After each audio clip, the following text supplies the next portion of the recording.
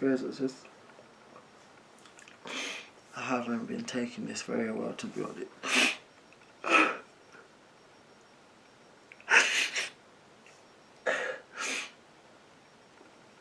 Oh god.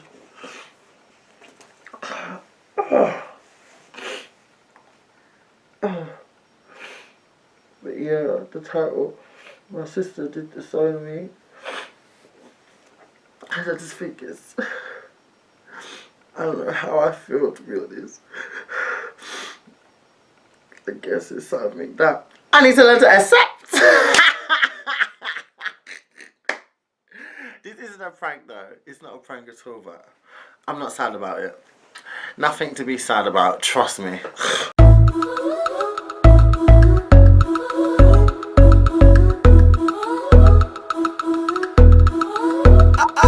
Tell him, boy, I think I might claim you. Put my number in your phone, nickname you. It's Brianna, if you know my name, like Alicia. Still he told his ex-bitch, bye Felicia. Hit Joye and ship you a couple kicks. So, yeah, my sister disowned me because she doesn't agree with my sexuality. But she's the black sheep of the family, so I don't even care about her, to be frankly honest. Let me give you a backing story. So, I only really found out I had an older sister, early 2000s. And then she came, and I met her for the first time. And, yeah, she was alright. A bit of a freeloader. She don't live here. She was born and raised in Maryland in America. And she got married to a man the same age as our dad, but she still relies on my dad's money every month to run her household. Imagine. And yeah, then this third time she came, I think, which was in 2012, my dad was like, oh, your sister's here, you need to come, you need to show her around, you need to take her around, you need to take her around. So we went to, me and my friend Janine took her to a club, and my uncle, well, I don't know what kind of uncle that was because they definitely had dealings that night. She just seen the way they were flirting with each other, it was disgusting. Anyway, we went to Thatch House in Upney. And as soon as I walked in, to my right was the stupid ex. And obviously she didn't know. No one knew. It wasn't out. And then I said to Janine, I was like, this is so awkward because I don't want him to come up to me and my sister, so should I just go, what should I do? Should I just say hello and whatever, I'll just be civil and then just come back, and at least like that you don't have to be bothered for the whole night. I was like, cool. So so I went up to him and I was like, hi, and he goes, who's that? I was like, that's my sister. He goes, oh, what, the one from America? I was like, yeah. He goes, oh, shall I let me say hi? I said, no, you don't need to do that. He goes, oh, tell Janine I said hi, and he went like that. Janine was like, she didn't like him. And that was that. I was like, yeah, I didn't come to make much conversation here. I just wanted to say hi, innit, so it's not awkward. And he's like, yeah, cool, that's cool. Fantastic. So went in. If people know Thatch House, you know. If you don't know it, it's just basically like an Afrobeats bar. It's free and it's open like 7 days a week, but it's really popping Friday, Saturday and Sunday. And yeah, it's open to like 3 o'clock, sometimes 4 o'clock. And yeah, it's this Afrobeats club in Upney, Essex. So and it's straight, by the way, but there are gay people there, undercover. We went to, so when you come in, the bar's like this, but we always go to this bit, because usually that bit side is more for like, a lot of Kenyans are always there, like Kenyans, Congolese, but I always go to this side. So we was just there, standing next to the pool table. I don't know if it's still there, but it was there, whatever. I was just there. Me and she were dancing, having a laugh, and then the stupid ex come, and he was just standing looking, and didn't think anything of it. I was just like, Janine, he's there. She's like, oh. I was like, why is he standing there like that? Because he was just standing staring. I was like, anyway. And then everyone was dancing. And then he threw a glass in the middle of the floor, and he called me. He said, Junior, Junior. And I was like, what? And then I went up to him and I said, why did you didn't need to do that, you know? He goes, well, you wasn't listening. I was like, well, obviously, like, I'm busy. What? And then he just started going on and on, and that was that. He was really drunk anyway, but whatever. So then I left him and I carried on dancing, having a laugh and whatever. And then out of nowhere, I just see him grab my sister's hand, and then he whispered in her ear, and I just knew what he said. And I felt like the whole world was going in slow motion.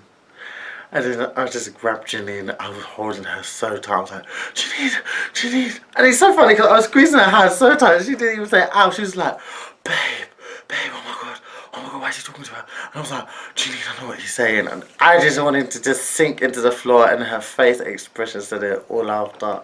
Oh my god. And she come up to me and she goes, we need to talk when you get home.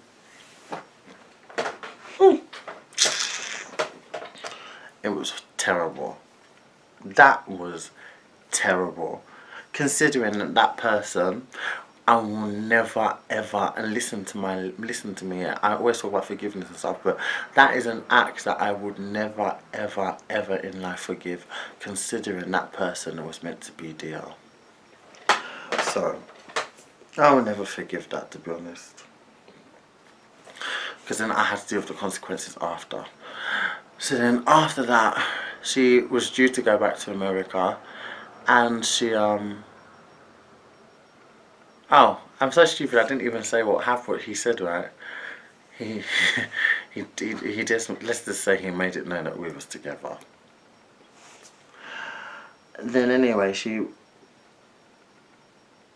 told my dad the next day, and I avoided him for the longest. And then she went back to America and never spoke to her again. I've never spoken to her since 2012, actually.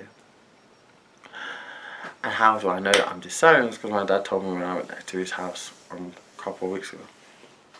He was like, well, you know, your sister, she doesn't approve your sexuality, that's why she's no longer talking to you and all this, and but you know, son, it's not right, and blah blah blah. I was like, you know what, he can shut up as well, to be honest, because I mean, it was definitely not right, him cheating and beating my mum up, but I don't see him addressing that issue.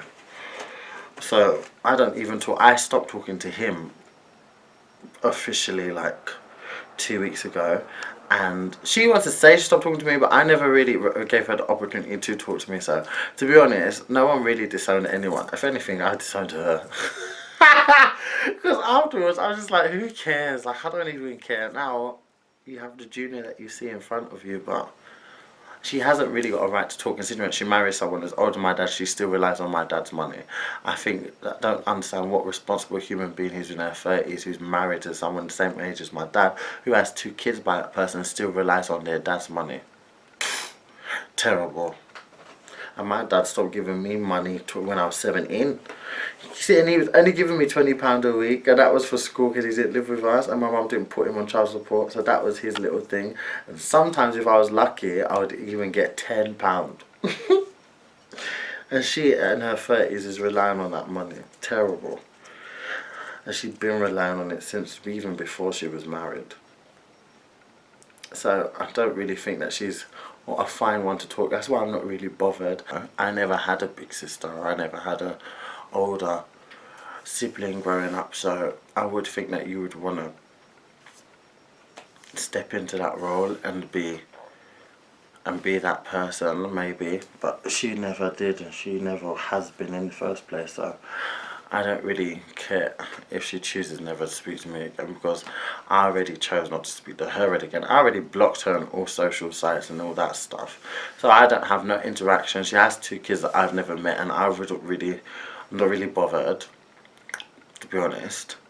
It's so funny because it sounds so evil what I'm saying, but like, if she was dead or if she was alive, it wouldn't make a difference because there's absolutely been no interaction. So for you to suddenly make such a rash decision and tell your daddy what you disapprove of stuff, you kind of haven't even got a right because you've never even been there in the first place. So I'd be damned if I let anything or anyone that has never even been in my life, regardless if you've been there, I don't care if you've been there for a long amount of time, make me feel anyhow, because I don't see what you've actually ever really done apart from be on the phone and, oh my god, you know my birthday's coming up, what are you getting me? Like, this, she's old, you know. Like, I don't know why I would be the one, why you would be saying that to me, and you don't even know me, literally. She's just as bad as those stupid cousins I have in flipping Nigeria messaging me on Facebook. Hi, how are you? Long time, yeah, I'm fine. I want a PlayStation 4. I haven't even got that myself, so what do you think I'm going to do? Don't understand this misconception that people think just because you're in London you're super rich and stuff. Such a weird thing. Like, I don't understand why they seem to think that. Very annoying, to be honest. Don't want to accept you, but they'll accept you soon. If I was a phone and told her I bought her a new pair of Louboutins, I would quickly be her best brother again. Africans are so easily bought with money. So, those two can just F off. Right back where they come from. My dad's never really been a dad. And her, she's the epitome of him, to be honest. Married and then going up and down. I wish I should have told my dad what she was gallivanting with a supposed uncle, disgusting woman. When she was thinking about her 2 kids then, she went thinking about disowning her vagina when she was in London. She could not just hold herself when she gets here on a little few weeks holiday from my husband. She just couldn't, you know, she couldn't just wrap it up. No, had to go gallivanting with your uncle. Shame on you. Make me feel like I'm. You know what?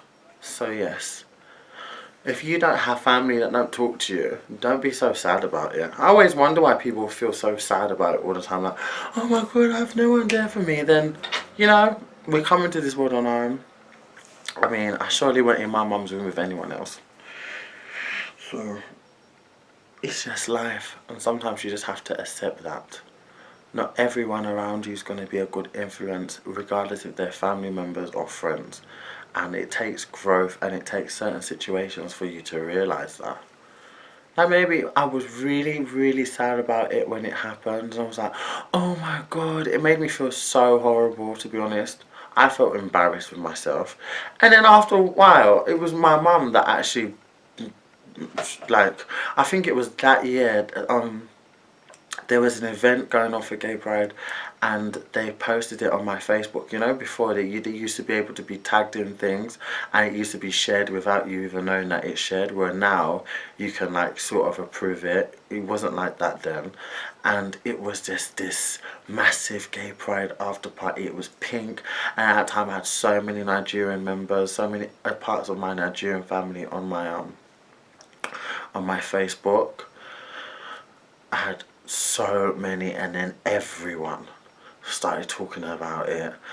Oh, and that's when I was literally out before I got a chance to. And then I told my mum was talking. I was like, when she's the one that told me about it. She went, have you got a post on your Facebook? And I was like, what post? And she went, it's something to do with Gay Pride. And I was like, and by that time I never even came out. I never said anything. And she was like, well, your dad, I just saw your dad, he had something to say about it, and he said that this, and then your auntie said this, and your auntie said that, and I was like, oh my god, let me just take it down. She goes, don't take it down, just leave it there. What is anyone even snooping around on your page that doesn't even talk to you in the first place? Like, you shouldn't be ashamed, don't take it down. No one's eyes should be there in the first place. Why are they looking? Why are they even on your pages if they don't talk to you? And since then, I think it's still there if you manage to find it. I never took it down, and from that's when I was just like, you know what, it's true, you know. Why should I be the one to feel ashamed about how I am? Because everything used to affect me before, everything. Now, the only thing I get stressed about is just normal life things. Like, meaning like normal life things, like nothing to really do with people. I've cut bad people out of my life. I don't really talk to a lot of people in the first place. I just keep myself to myself. I do what I do, and then that's that. And it's so much more a better life to live when you're like private, when people can see of you but they don't know. perfect. You can see this, okay, you can tell this and you can see this from this picture and this upload, but you don't know anything. And that's a beautiful way to live. Because we've got to the point where I'm so tired of people in my business all the time, man.